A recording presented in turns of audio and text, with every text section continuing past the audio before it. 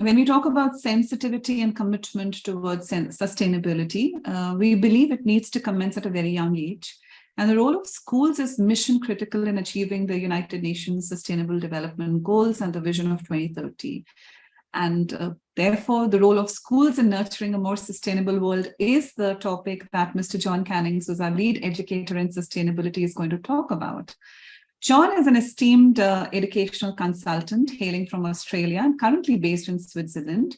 With a wealth of experience in the field of education, he has made significant contributions to curriculum development and sustainability education. Mr. John's educational journey has seen him work as a teacher across various levels of schooling, including primary, middle, and high school. He has taught in the Australian, UK, and Swiss national systems, as well as with the International Baccalaureate program. His specialization in geography and history has allowed him to impart knowledge and inspire countless students throughout his career. For the past 2 decades, John has been deeply involved with the IB organization. He has played an instrumental role in curriculum development, serving as an examiner and a workshop facilitator. His dedication to shaping the educational landscape has led him to participate in various educational conferences where he has shared his knowledge and engaged with fellow educators around the world. His epiphany, and as I was reading this, John, it was very interesting. So his epiphany about the importance of sustainability education occurred during his leadership of an IB workshop on the topic in 2017. This experience ignited his awareness of the crucial role that education plays in equipping young people with the necessary skills and knowledge to tackle the complex challenges of the 21st century. Since then, he has co-hosted webinars on sustainability education alongside Alexandra Catalo, showcasing and celebrating change makers in schools who are driving positive change and developing innovative curricula. So keen to hear from you. Please go ahead. That's right. Thank you very much. Yes. Okay, well, good day to you wherever you are. I'm a freelance educator and I've been working with the International Baccalaureate, as we've just mentioned. And I must say that I thought many of the thoughts that I have in this presentation have probably already been shared about what's happening at universities and what this particular university is going to do.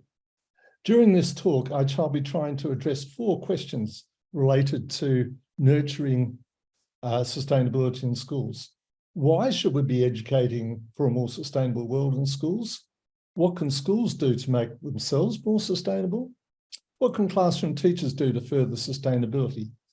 And a very selective, what are some green shoots of sustainability that have been developed for schools? So why should we be educating for a more sustainable world in schools?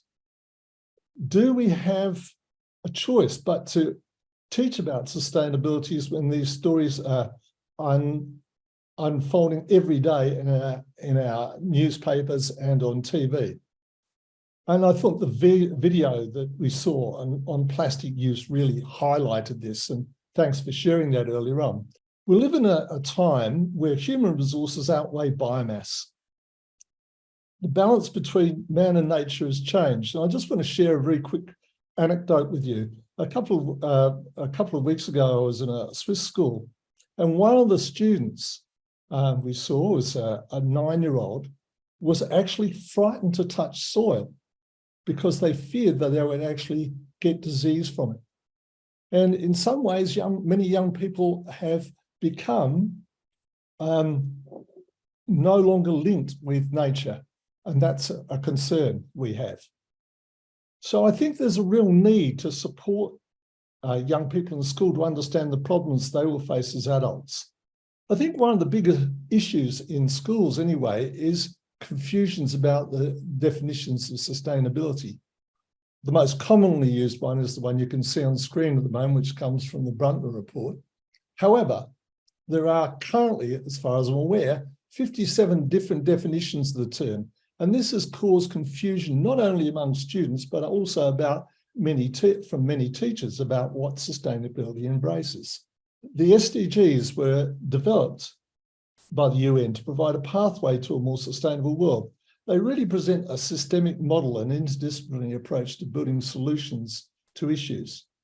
The issues related to these goals have been described as wicked problems, and that is complex problems that are difficult to solve. In a recent survey, which was carried out among 10,000 young people aged between 16 and 25 over 10 different countries, these results came out, and some of them are quite scary. So that we see that more than 45% of those questions said feelings about the climate had affected their daily lives. 3/4 of them thought that the future was frightening, and over half of them think that humanity is doomed. Many felt that politicians could not be trusted to solve this problem and that governments were doing very little for them. This survey, by the way, has been published in the Lancet. So each Sustainable Development Goal contains social, economic, and environmental facts that are interrelated.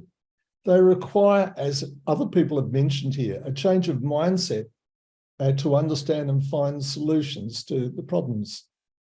This involves a set of beliefs and values that knowledge on its own does not really satisfy. So this really requires a change in approach in the way that we deal with sustainability in schools. And it's really good to see that the university here has embraced this in talking about that in their curriculum. So what can schools do to nurture sustainability? I've chosen to use, among many others, a structure that's been used by the Sustainable Schools Project based in the US to consider how to nurture sustainability in schools. And I'm going to use the headings they got about curriculum connections, community partnerships, campus ecology and culture, and collaboration. So in terms of the curriculum, the Sustainable Development Goals provide a framework that connects social, environmental, and economic justice in the world. The curriculum to deliver this needs to be thematic and allow for interdisciplinary examination of real-life issues. And as has been stressed in one of the presentations here earlier on, it values all human life, human and non-human. And importantly, as our last speaker, Enoch, mentioned, it needs to provide students with capabilities that are needed to solve some of the wicked problems they face. If you'd like to go on. And some of the capabilities that the curriculum should help to develop: the ability to think critically and consider issues in terms of a system, and also, of course, to be able to think creatively. A sense of entrepreneurship through social enterprise. Most importantly, in this day and age, a sense of outrospection. In other words, empathy for people other than themselves. Another very important capability is well-being as a self-knowledge. And a very important aspect that we think is seeing economics not just as being a form of wealth creation, but in terms also of human happiness and well-being. And lastly, but I think most importantly, is not just to have the capabilities to do things, but actually the ability to plan and carry out purposeful action. In terms of community partnerships, I think it's important that schools are connected to their local community, as this helps the curriculum to connect with real-life issues locally. This is certainly philosophically aligned with the approaches of the Brazilian social philosopher Freire. And research which has been carried out by the Sustainable Schools Project suggests that the connection with local community has staying power. In other words, that the projects that are developed with the local community can continue over time. If you'd like to move on, please. Campus ecology and culture. The school leadership, and this is something that's really vital from what we've seen, school leadership has to take an active role in helping to formulate a sustainability strategy that has embraced all actors in the school community.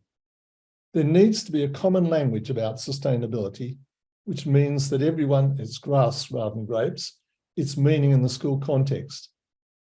Most importantly, students and staff have to be empowered to make decisions about issues. And the school itself has to model sustainability in relation to its grounds, transport, waste management, provision of food, and purchasing policies. Would you like to move on? So how can we carry out this transitioning in education in summary? First of all, there needs to be a clear shared vision of what's going to be achieved. Secondly, there needs to be common understanding of language.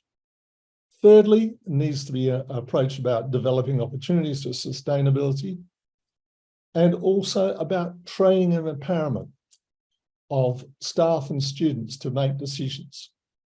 And lastly, this is something really important from a leader's perspective, is going where the energy is. In other words, where the people are that are really motivated and interested in changing things.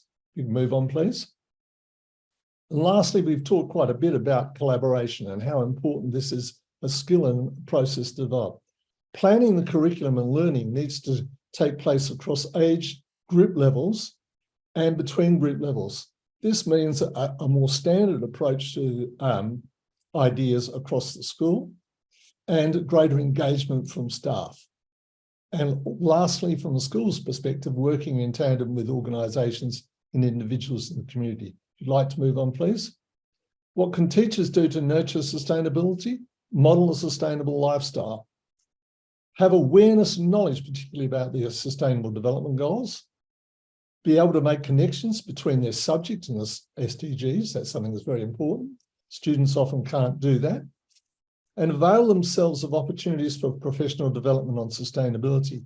Can we move on, please? Now, looking at green shoots about sustainability, one of the things which is really heartening is to see that there have been lots of mention about sustainability and the Sustainable Development Goals in many national curriculum. However, when you look more deeply at these curriculum, often sustainability gets locked down into subject silos and doesn't occur across the board of all the subjects, nor does it facilitate students being able to make connections with the disciplines. There have been a number of initiatives to encourage schools to embrace a much more sustainable approach. And here are a few of the examples where models and curriculum have been developed to encourage schools to be more sustainable. The Curriculum for Life. This is a life skill program that aims to give the students the capabilities to deal with wicked problems. It was co-created with students and aimed at students from 6 to 18. If you'd like to move on, please. Compass Education provides a model for students to examine wicked problems by examining nature, well-being, economy, and society. It involves students looking at using systems thinking to examine wicked problems. And it helps students to plan action. And we know at the moment it's being used in over 860 schools worldwide. If you'd like to move on, please. Then the circular economy. This stresses the importance of reusing resources. It's been developed by the Ellen MacArthur Foundation, and it has a partnership with the International Baccalaureate for use in its schools. If you'd like to move on, please. And lastly, the donut economics model, developed by Kate Raworth. This is a radical economics model that looks at development in human environmental terms.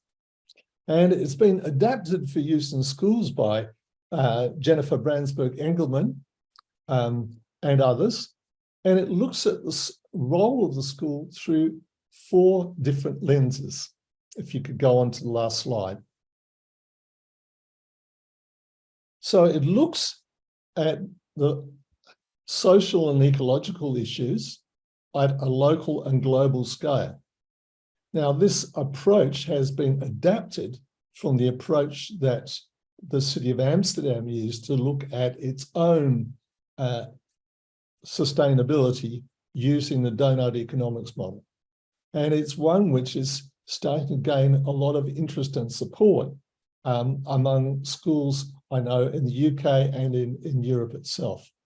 I realise this presentation has been very selective because there are many other green shoots out there that I haven't mentioned. but these are the ones which I particularly have had some contact with. So I'd like to thank you very much for your patience and also interest. And attached with this presentation is also a list of the references. So thank you very much.